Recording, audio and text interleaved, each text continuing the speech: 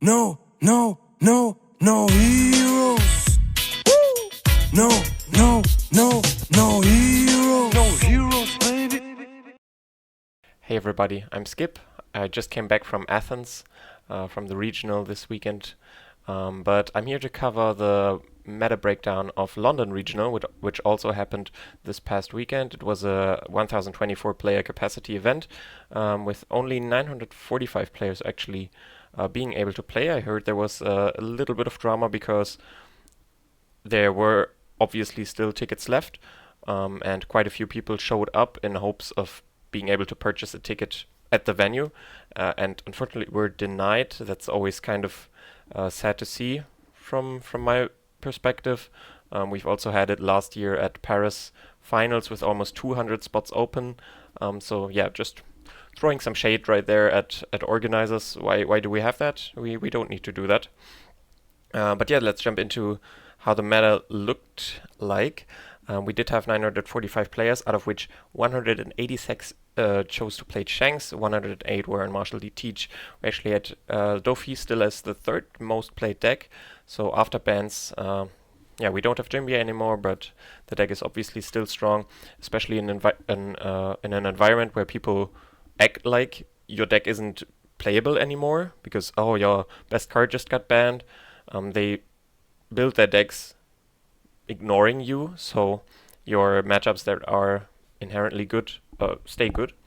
So Dofi also still represented quite a lot. And then we actually had Purple Luffy as the fifth most played deck and fourth most played, sorry. Jewelry Bonnie as a close follower into 60 Zoro players, 42 Rob Lucci's actually, same goes, same principle that applied to Dofi.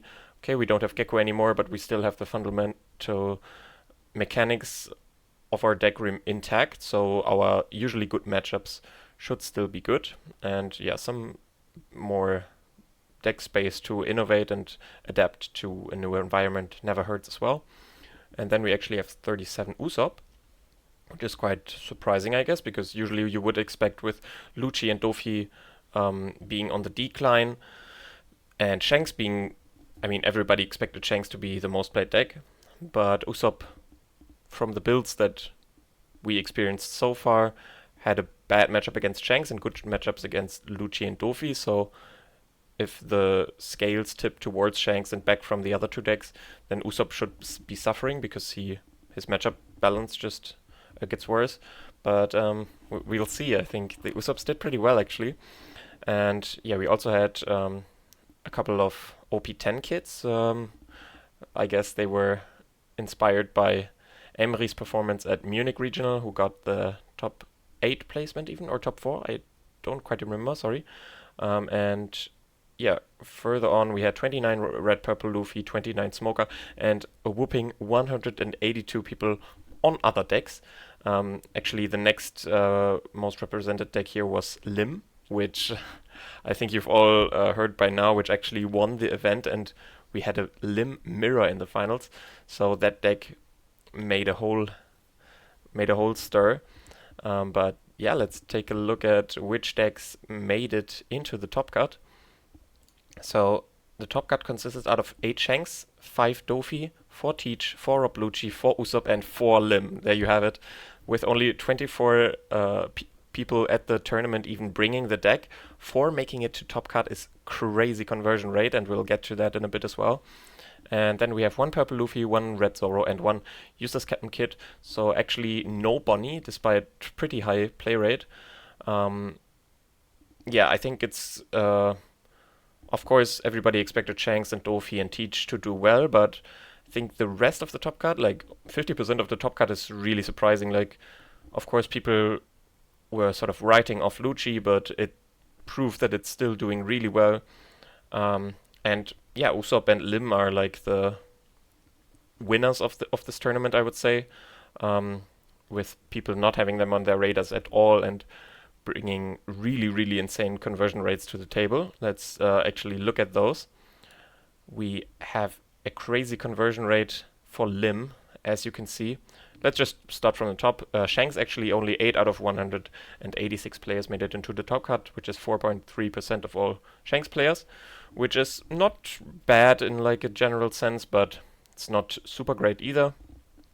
Of course, if you're playing, if for the most played deck, it's a weird dynamic because there will be a lot of mirror matches, which is obviously every mirror match is also a loss and also a win for Shanks.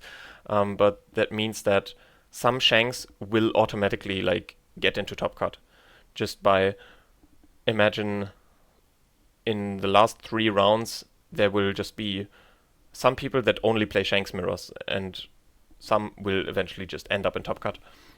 Of course, it's possible that it doesn't, but yeah, I'm yapping. Dofi had a almost 6% conversion rate, which is quite good already. Teach only 3.7, which is not like amazing. Similar to Shanks, it's decent. I guess that comes down to the deck being really hard to pilot. So yeah, I think we also saw that like the good players in Topcut, the good Teach players, did really well in Topcut. For example, Shanks didn't do so well in Topcut, but yeah, there's always a couple of factors that play into these numbers. And then we have Lucci with almost 10% conversion rate, really strong. Usopp over 10%, so like every 10th Usopp player out of those 36, excuse me, made it to Topcut, or 37, which is really crazy. And then we come to the surprise of the tournament. I mean, some people were aware of this deck beforehand, but I think most of the player base wasn't. And yeah, Hanno and Fleche and also Rafael Neven and a couple of other guys really showed the world what this deck can actually do. You don't play high drops in Lim and you just go full aggro. And we had a 16.67% conversion rate, which is absolutely crazy for Lim. So we'll get into the deck lists of our finalists in a bit. But yeah, let's just wrap the conversion rates up. Purple Luffy, Zoro, and Kid. I mean, Kid is still doing fine, but Purple Luffy and Zoro really, despite having quite large representation, only one each made it into Topcut, so that's not super great. And yeah, Bonnie, for example, not even a single Topcut representation. So those decks, although there's always these words being thrown around, yeah, this is tier 1 for sure. The numbers here, to me, don't really back it up. But yeah, it's a new environment, and the surprise factor is worth a lot in those new meta games. So that's why not Teach, but Lucci, Usopp, and Lim were really able to take people by surprise. Let's take a look at our finalists deck list. We have our French Europe representative for this year's World Championship, Fleche, Benjamin Garot, with his 15-0 winning Lim deck list. So he even made a Twitter poll a couple of days before asking which deck he should play, and the people were like, yeah, you gotta play Lim. And so he did, and so he just completely stomped everybody. Quite an impressive showing, but yeah, what do you expect from one of our European champs? And yeah, people were going crazy about his Kuroshi, about his Orochi tech. For those of you who don't know, this card says reveal up to 1 artificial devil fruit smile from your deck, which is this event card, and you may add it to your hand. So it's like a tutor from your deck. You may choose a single card from your deck, take it to your hand, which obviously gives you the ability to scour your deck, see which cards are missing from your deck. Then you also have the info of your hand, and you can deduct which cards are in your life, which is also obviously useful information. And people were like, we are starting to filter our deck. We can then discard the artificial devil fruit with our NL, which says draw 3, trash 2 on play. But that's fine, that's true. It's obviously 2k, but I think the main point is that it's a 1 cost, and we simply double our 1 costs in the deck, and that's actually really crucial because, for example, going first, a 1-drop is already quite important, and going second, even more so, I guess, sometimes. Well, it doesn't really matter. 1-drops are just really important, so you can, on your second turn, already use things like Edward Newgate, like your NL, and this obviously carries onward throughout the game. You need the thresholds for your on-play effects. Like Sakas has 2 rested, Sabos has even 3 rested. You have these conditions which you need to meet, and Koroshi is simply Koroshi. I was mixing it up with Kurashi. Shout out, my bro. That's actually really funny. Sorry. So yeah. Sorry guys, give me a second. Okay. Kurashi just is a multi-purpose tool that fulfills a lot of great roles, so really, really cool tech. The rest of the deck is really standard, and we're gonna jump over to Hanno's deck list real quick, because we can see that apart from the Koroshi tech, my god, he's called Orochi, bro. Keep it down. The deck looks pretty much identical, right? We have a playset of Sakazuki, which is obviously the most expensive, the bomb in the game, in the deck, and this deck does not play anything higher than the Sakazuki. Previously, people were like, okay, we ramp to 9-cost Zoro and then beat people with that. This deck says, no, that's way too slow and inconsistent and liable to removal. We are an aggro deck. Yeah, we are just going to spam out bodies, 6Ks, 5-cost 6Ks, which are really hard to deal with. These characters have strong on-play effects, like we have a 3-Don restand, like similar to how red-green or green-yellow law do, and it's just extremely powerful. It runs you down. Going first is super oppressive with this deck, and it only runs 8 bricks in the Searcher Limb and the Sakazuki, and it's just going to kill you. I think, oops, that was an accident. Fleche decided to also tech in the top notch, which is useful against Dofi or Teach primarily, I would assume. Can be relevant in the mirror, I guess, as well sometimes. Yeah, just a cute little tech to help with some annoying things. Oh, actually, and I guess bottom decking Lucky Roo is really, really strong, because he obviously pops everything you have apart from Sakazuki, and Shanks is, I think, Lim's worst matchup as of right now. So yeah, all of you will experience this deck on ladder a ton, I am very sure, so I'll just let you feel the power of it yourself. Moving on to our third place, we have Maurizio Intini from Berlin with his Shanks list. Nothing too out of the ordinary. We have sort of established, I think, that we do want to run the early game Straw Hat package in 3-cost Sanji and 5-cost Luffy, but play Uta Searcher so we can consistently find our late game in especially the KO Shanks and Rush Shanks split. I really like just giving you the option of, I mean, of course it's only 1 copy of KO Shanks, but this is really strong in the mirror against Purple Luffy, against Bonnie, can even come up against Teach, because they will often not lead ability into your 10-Don turn, and if you set up a Hongo, then you can pop that 10 cost if you like. Obviously kind of telegraphed if you play Hongo the turn before, but then you can sort of force them to lead ability. I'm getting ahead of myself. List is very standard, just trying to be consistent, which is, I guess, sort of Shanks' issue. If he misses a single piece at one point in his curve, it can suddenly get out of hand really quick. But yeah, we all know what this deck does, and congrats to Maurizio for the top 4 finish. Moving on to our first place, I'm just gonna say Mr. Stefanic. I don't want to butcher your name.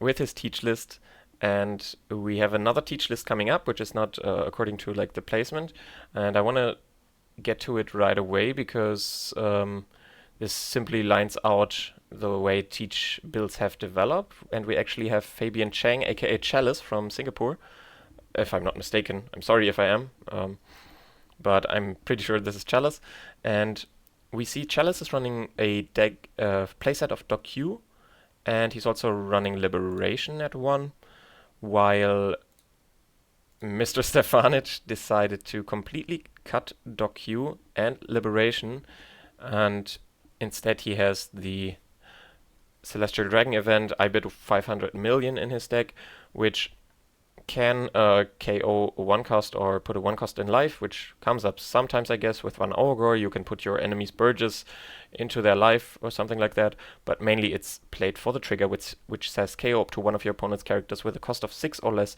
or return it to the owner's hand. So just 4 more copies of Finger Pistol in an upgraded version even.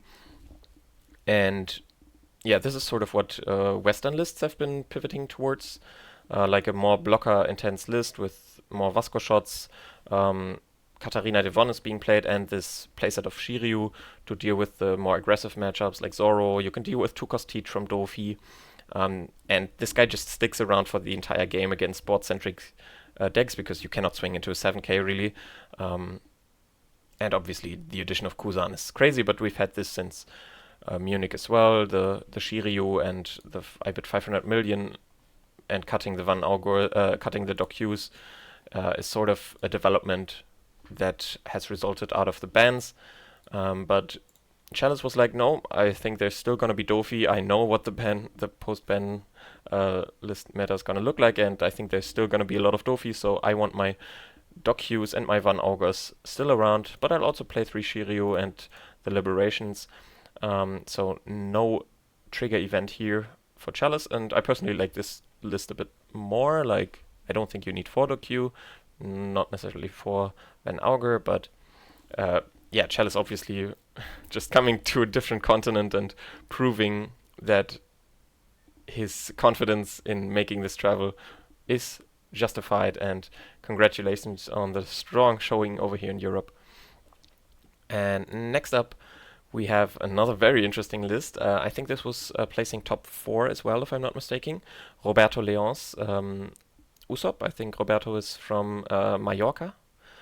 And yeah, this is sort of very standard Usopp list. Like, this is what people have been building and messing around with ever since the start of OP10.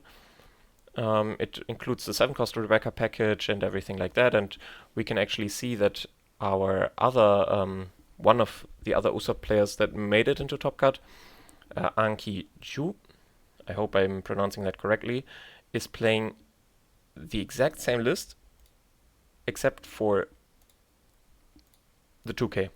So Roberto decided to play the Gyatz, which I think is a really cool tech.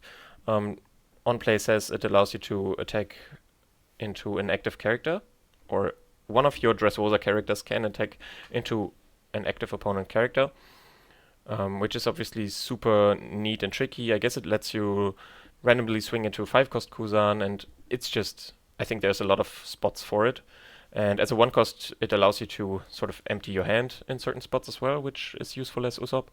And Anki decided to play the Sabo instead, which, as a Rebecca play together with 7-drop Luffy, can be like instantly game-winning against certain matchups, like Lucci, for example. But that matchup is rough with or without it, I think, for the Lucci side. So yeah, I think it's really interesting that these players almost came off with the exact same list. Apart from the 2k, there's only like slight ratio differences. We see 4 Rebeccas against 3 Rebeccas, 4 Toy Soldiers against 3 Toy Soldiers, 4 Frankie against 3 Frankie, and yeah, 3 Gyatz versus 4 Sabo. So congratulations to these guys, and then we are moving up to another Usopp list, who unfortunately didn't make it out of top 32, but provided a really, really unique approach to Usopp, and the Italians have been hyping it up for a couple of weeks now, this secret Usopp list. And yeah, Cross also had his part in hyping up Usopp and Rebecca, but no Kuzan in this list. But Mirko and his crew, there was also just a deck profile on Luigi Amato's channel, so check that out as well, guys. We do see a completely different approach. No 7-cost Rebecca, but we are pretending to be Sakazuki. I also built a deck similar to this in the start of OP10, and I called it Sakazuki Cosplay. And yeah, this sort of is Sakazuki Cosplay. My deck obviously wasn't as refined, and I gave up on it quite quickly, but Mirko didn't. He showed preservation and made it to a top 32 finish. Tempest Kick count plays is obviously crazy, and we see things like playset of Suleiman, which is a very, very underrated card in my opinion as well. Ever since OP04, I was playing this in Rebecca, and it was so good. Can do crazy things in combination with Brook. And we have our good old Rebecca Hina Hound plays, Rebecca Hina 4-cost Zoro. There's just a lot of cool things you can do. Rebecca Hina into Josu to bounce a 10-cost. And Mancherie to retrieve Rebecca. Just a very, very sick list. Insane resource generation with this Mancherie Rebecca tool, and then your 5-cost Rebecca dies and draws you a card. Or your opponent swings into Mancherie and you draw a card. Just crazy resource generation. We still have the 6 searchers, of course. We still play Corrida, just so our Zoro and our Suleiman and our Frankie sometimes can swing into stuff. And also relevant sometimes for Leo and Rebecca to swing into small searchers. And yeah, really, really cool list. And I'm excited to see what the Italians are going to do with this. They said they're going to keep tweaking it. And yeah, let's keep our eyes open for Paris and see what they can do. Next up, we have another one of the famous Italians, our top 8 at Worlds EU representative, Enricomaria Rustico. And he's obviously still on Dofi. Just dropped a sick metaphor guide as well, so if you want to check out Dofi, check out Enricomaria's guide. And we didn't change too much. Okay, Jimbei is gone, we have a bit more deck space, and we are obviously going to face a lot of Shanks and Teach, so Red Rock to bottom deck those high costs is very good. But Enrico decided notably to cut Gravity Blade, which yeah, I think is really, really interesting. And we are also playing 2 of the 7-cost Dofi from the starter deck. I think this does pretty well in the mirror, obviously, so if you're still expecting that a lot, that's super useful. And this card is, I'm not sure if you was expecting Lim, but this does sound pretty good against Lim as well, although Gravity Blade is also sick in that matchup. And against Shanks, like the aggressive Shanks versions, if you're going first, you can drop this on 7 to bounce their 5-drop Luffy, and it doesn't get popped by Backman, so like then you have sort of just a couple more copies of Josu, I guess. Just that the Dofi is better than Josu in the mirror. So Enrico still just going 9-1 in Swiss. These world qualifiers showing that they are still on fire. Next up, we have Fabrizio Raineri on Yellow Kid. Yeah, sort of similar what we have seen so far. I don't think Emry on his Munich list played Kikunojo, but also one of Rouge and the Cavendishes, which are like these vanilla supernovas that you can restand with your leader ability to basically make them vanilla statted blockers, which is kind of crazy, with counter attached to them as well. And 2 copies of 8-cost Katakuri, which is quite unusual, I guess. We see 1 copy of Damp Punk, which makes sense. Just 5-cost removal is so clutch in the game. But only 3 copies of 7-cost Trafalgar Law, which is really surprising to me.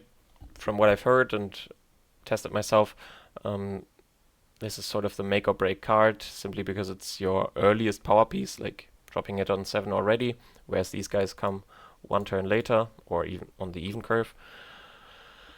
And yeah, interesting deck list. And yeah, Fabrizio obviously showing that he was aware that there's still going to be quite a bit of Dofi, and I think this does well to Shanks as well, so good meta call. And I think he made it to top 16, yeah, so congrats on the top 16 finish.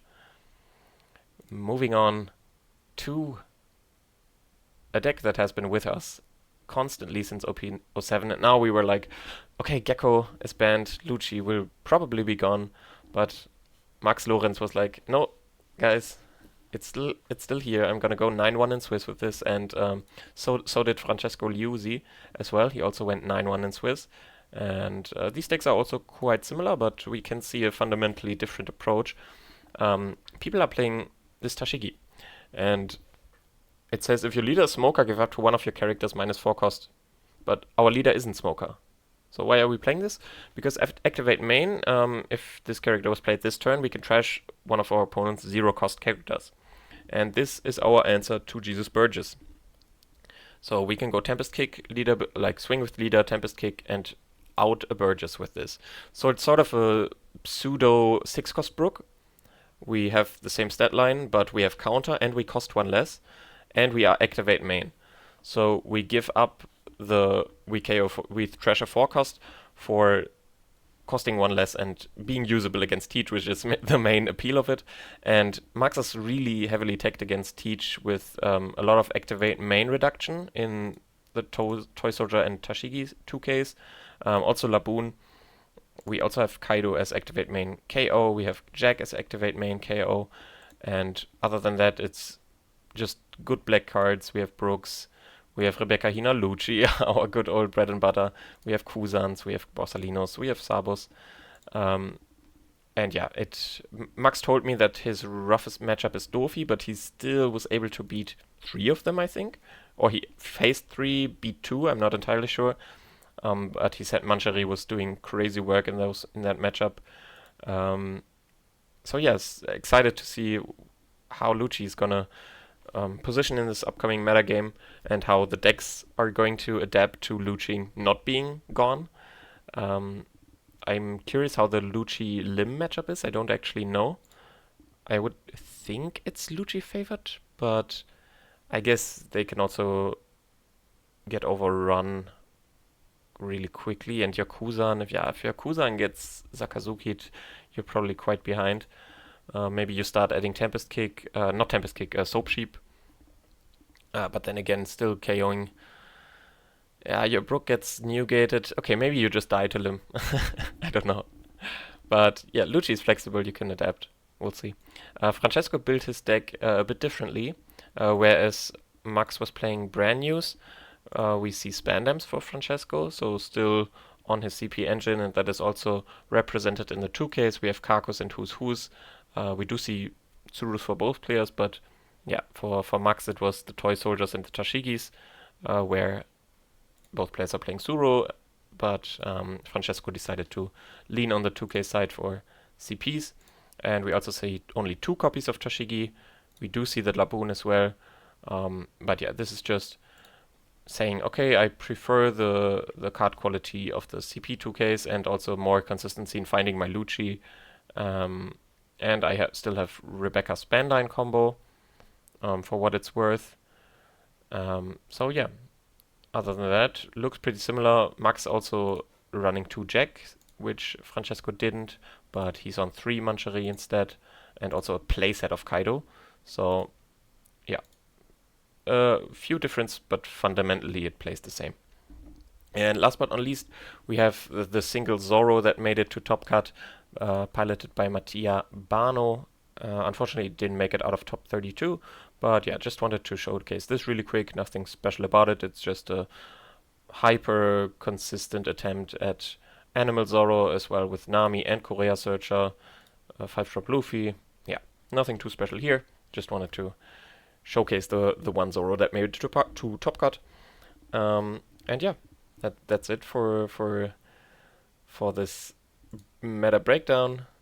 Here you can see the general spread once again, and yeah, that was it for today. There will also be a meta breakdown for Athens, so check that out once it's out as well. Maybe there'll be a deck profile from yours truly as well, because I made top 32 with Red Green Law, and there will definitely be one for Arman as well, who just won the whole event with Red Green Smoker. Sick list that he cooked up, but yeah, thanks for watching and see you guys next time.